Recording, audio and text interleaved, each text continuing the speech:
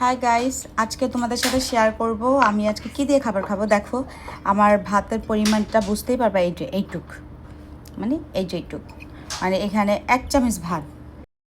So guys দেখো, আমি এখানে পাট শাক ভাজি আর কালকে ডাল পাট শাক এগুলো ছিল, আমি নিয়ে নিছি। তারপর আমি একটু ভর্তাও নিয়ে নিলাম, কালকের ভর্তা এগুলো ছিল, আমি এর জন্য তেমন কিছু রান্না করিনি আজকে।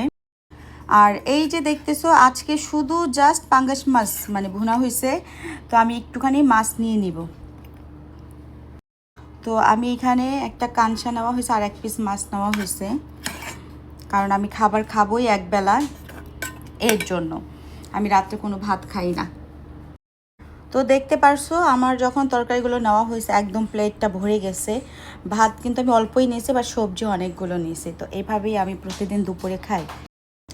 তো গাইস, আজকে আমার অলরেডি অনেক দেরি হয়ে গেছে খাবার খেতে, এর জন্য আমি গোসলও করি নাই। বলছে খাবার শেষ করে গোসল করবো। আমার খাওয়ার টাইম হচ্ছে 1টা থেকে 1:30, অলমোস্ট এখানে 3টা বেজে গেছে। বিসমিল্লাহ।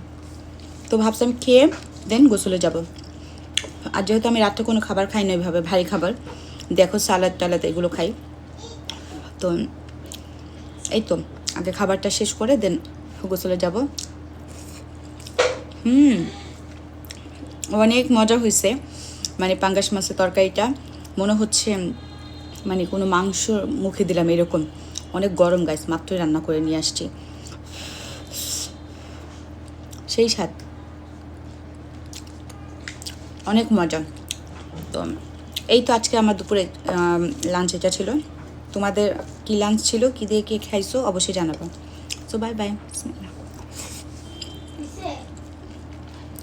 টাটা।